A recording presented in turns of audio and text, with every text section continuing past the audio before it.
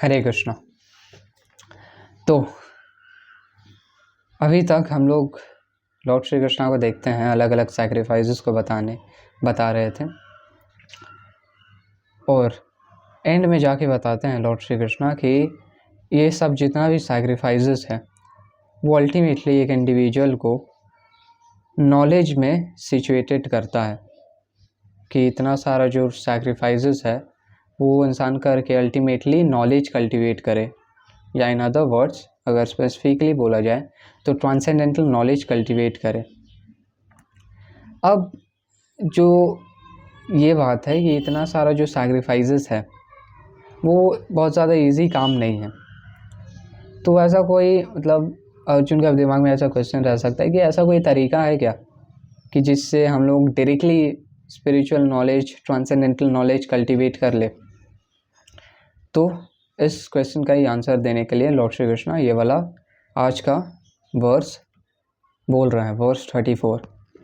तो देखते हैं क्या बोल रहे हैं lord Shri Krishna. Verse 34 goes like this: तद्विद्धि प्रणिपातेन परिप्रश्नेन सेवया उपदेक्ष्यन्ति ते ज्ञानं ज्ञानिनस्तत्त्वदर्शिनः। तद्विद्धि प्रणिपातेन परिप्रश्नेन सेवया उपदेक्ष्यन्ति ते ज्ञानं ज्ञानिनस्तत्त्वदर्शिनः। तो यहाँ पे लॉर्ड श्री कृष्णा बोल रहे हैं तद्विद्धि। तद्विद्धि तद मतलब हो गया है कि जितना सारा भी नॉलेज है डिफरेंट सैक्रिफाइसेस का, विद्धि वो Arjuna you should try to understand. और कैसे अंडरस्टैंड करना है? प्रणिपातेन, by approaching a spiritual master. अच्छा, तो स्पिरिचुअल मास्टर को अप्रोच कर लिए तो उसके बाद क्या करना है? परिप्रश्नेन सेवया, परिप्रश्नेन सबमिसिवली इंक्वायर करना है, और सेवया उनको सर्विस रेंडर करना है। और ये सब करने से क्या होगा? उपदेक्ष्यन्ति ते ज्ञानम, जो एक स्पिरिचुअल मास्टर रहेंगे वो इंस्ट्रक्ट करेंगे, इम्पार्ट करेंगे ट्रांसेंडेंटल नॉलेज। और वो कैसे इम्पार्ट कर सकते हैं? क्योंकि ज्ञानिनस् तत्त्वदर्शिनः, जो भी स्पिरिचुअल मास्टर है वो तो ज्ञानी है,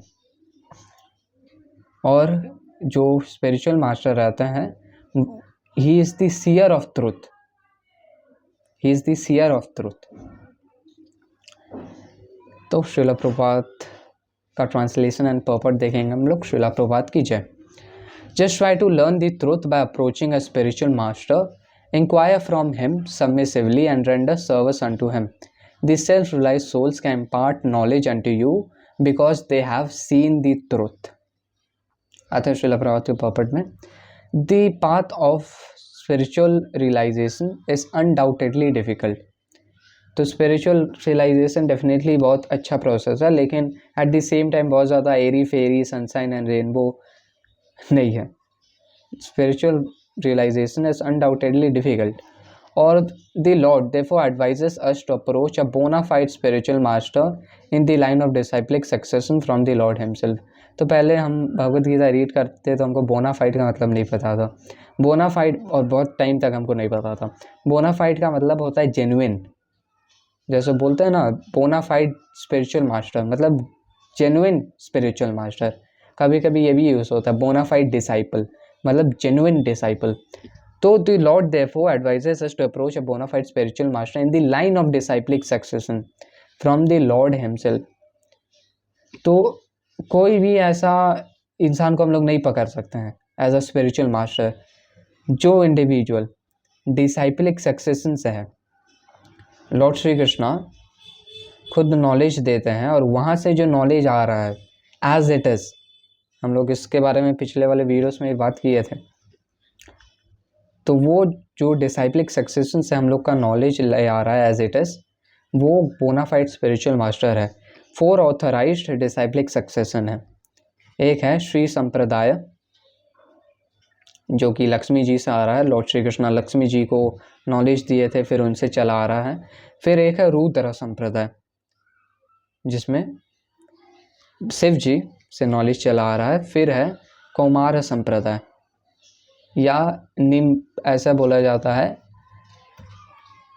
निम निम निम निम निम निम बर का संप्रदाय जो 4 कौमारा से चले आ रहा है। और फिर है ब्रह्म संप्रदाय जो कि ब्रह्मा जी से चले आ रहा है। लॉर्ड श्री कृष्ण ब्रह्मा जी को नॉलेज दिए थे, फिर उधर से ब्रह्मा जी, नारद मुनि, फिर ऐसे चले आ रहा है। तो ये 4 ऑथराइज्ड संप्रदाय हैं जिससे एज इट इज नॉलेज हम लोग के पास आ रहा है। और हम लोग के श्रीला प्रभुपाद भी ब्रह्म संप्रदाय में है, गौड़ीय वैष्णव संप्रदाय में है। तो no one can be a bona fide spiritual master without following this principle of disciplic succession. कोई भी स्पिरिचुअल मास्टर नहीं बन सकता है अगर वो एक डिसाइप्लिक सक्सेशन में नहीं है। The Lord is the original spiritual master, and a person in disciplic succession can convey the message of the Lord as it is to his disciple. तो लॉर्ड श्री कृष्णा जो है वो ओरिजिनल स्पिरिचुअल मास्टर है, और उनके लाइन में जितने भी डिसाइपल्स हैं लॉर्ड श्री कृष्णा के, वो as a spiritual master as it is knowledge provide करते हैं, भगवान का जो नॉलेज है। No one can be spiritually realized by manufacturing his own process as it is the fashion of foolish pretenders. आज के डेट में बहुत है ऐसा जिसमें लोग खुद से कुछ गॉड के बारे में रियलाइजेशन करके, खुद उनका कुछ इम्परफेक्ट रियलाइजेशन रहता है, वो कुछ इनसिग्निफिकेंट टाइम के लिए, ये मेरे दिमाग में आ रहा है कि कलयुग अराउंड 4,32,000 ईयर्स का रहता है कलयुग, और कलयुग का डबल रहता है द्वापर युग, द्वापर युग का डबल रहता है त्रेता युग, और त्रेता युग द्वापर युग का ट्रिपल रहता है त्रेता युग, और त्रेता युग का क्वाड्रिपल रहता है सत्य युग। तो कलयुग, फिर कलयुग इंटू 2, फिर कलयुग इंटू 3, फिर कलयुग into 4।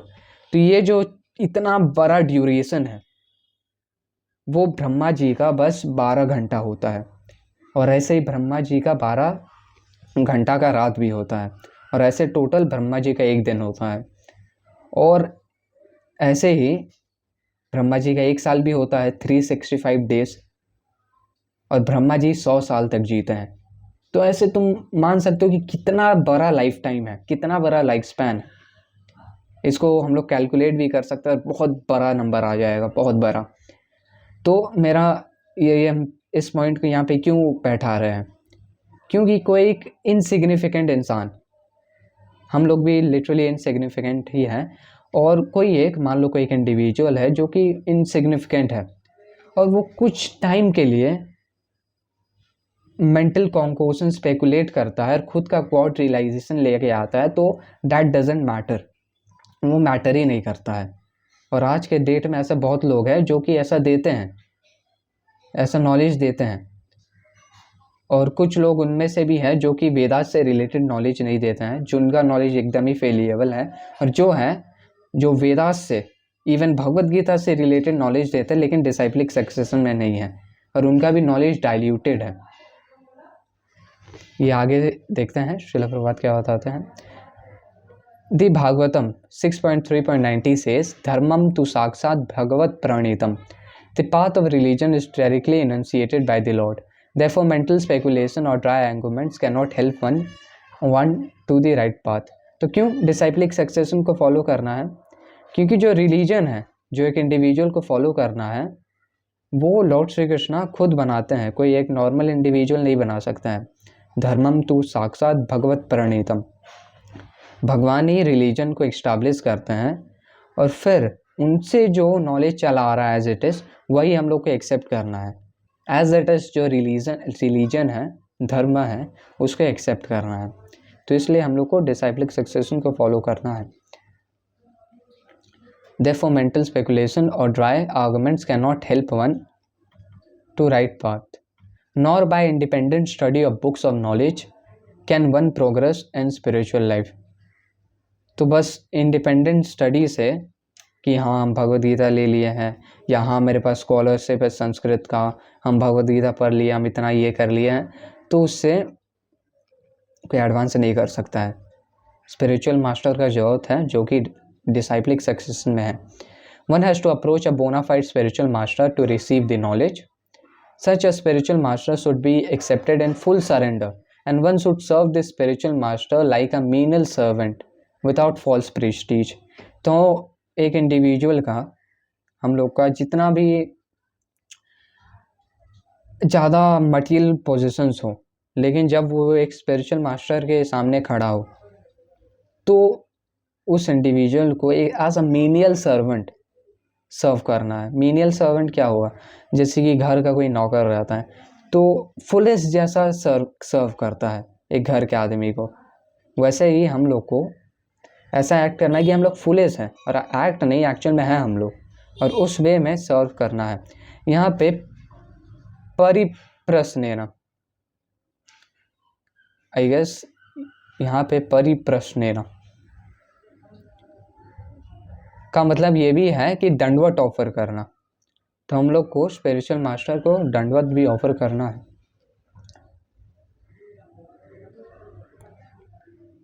And one should satisfaction of the self-realized spiritual master is the secret of advancement in spiritual life.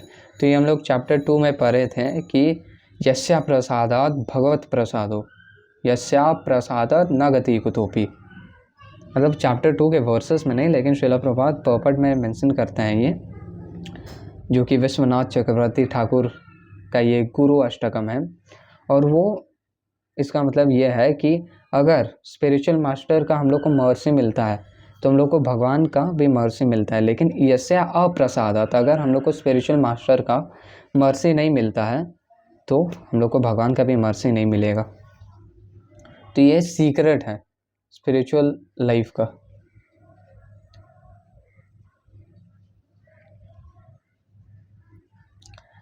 Inquiries and submission constitute the proper combination of the spiritual understanding.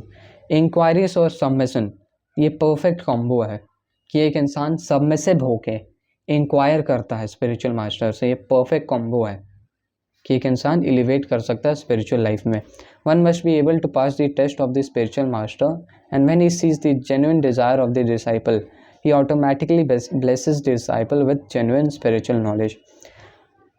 तो एक इंसान जितना भी scholarly क्यों ना हो, वो अगर बिना स्पिरिचुअल मास्टर का ब्लेसिंग्स लिए अगर स्पिरिचुअल लाइफ में एलिवेट करने का कोशिश कर रहा है, कृष्णा कॉन्शियसनेस में एलिवेट करने का कोशिश कर रहा है, तो वो नहीं कर पाएगा. लेकिन एक individual on the other hand जितना भी इलिटरेट क्यों ना हो, अगर एक स्पिरिचुअल मास्टर उनको देखते हैं कि हाँ ये सिंसियरली ट्राई करने का कोशिश कर रहा है, सिंसियरली हार्ड वर्क कर रहा है भक्ति में, तो अगर स्पिरिचुअल मास्टर उसको ब्लेसिंग्स देते हैं तो वो इलिटरेट क्यों ना हो, फिर भी वो एडवांस करेगा स्पिरिचुअल लाइफ में, स्पिरिचुअल अंडरस्टैंडिंग में. In this verse both blind following and absurd inquiries are condemned. तो इस वाले वर्स में ब्लाइंड फॉलोइंग कि किसी को भी फॉलो कर ले, जो भी मतलब भगवान के बारे में नॉलेज दे रहा है, किसी को भी फॉलो कर रहा है, वो गलत है. और एब्सर्ड इंक्वायरीज, बेफालतू का मतलब ऐसा चैलेंजिंग इंक्वायरीज हो गया, और मतलब गलत तरीक़ा से जो भी इंक्वायरीज करे वो सब कंडेम्ड है. परिप्रश्न लेना, सबमिसिव इंक्वायरीज करना है, ना कि एब्सर्ड इंक्वायरीज करे.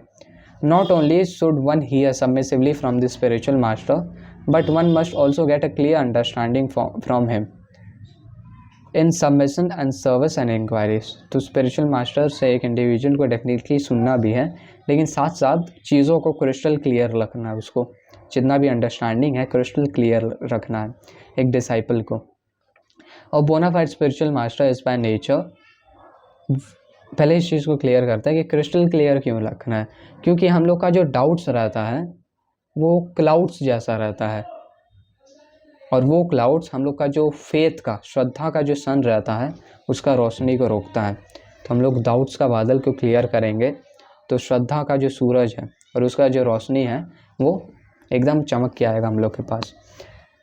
A bona fide spiritual master is by nature very kind towards the disciple.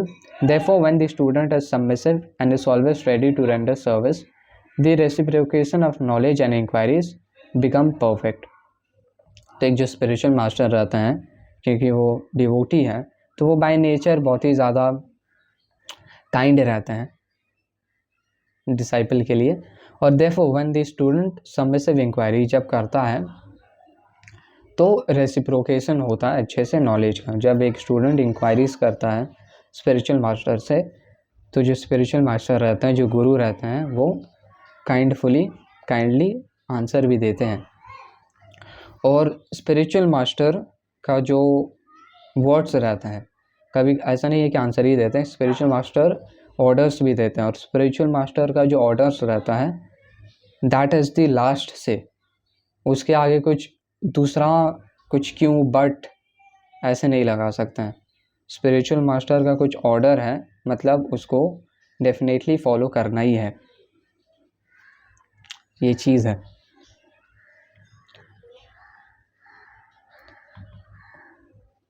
तो ये हम लोग देखते हैं आज के इस वाले वर्स में, वर्स 34 में। रैप अप करेंगे इस वाले वीडियो के एक बार फिर से वर्स के रिवीजन के साथ। तद्विद्धि प्राणिपातेन परिप्रश्नेन सेवया उपदेक्ष्यन्ति ते ज्ञानिनस्तत्त्वदर्शिनः।